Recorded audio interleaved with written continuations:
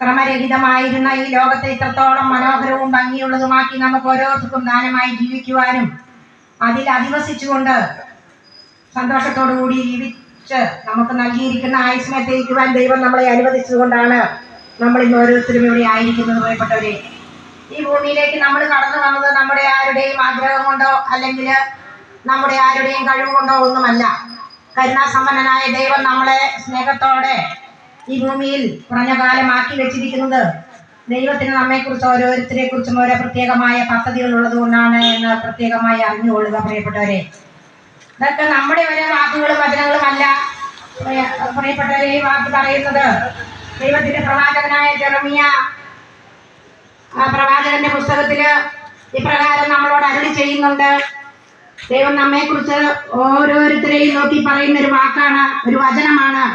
എനിക്ക് നിന്നെ കുറിച്ചൊരു പദ്ധതിയുണ്ട്.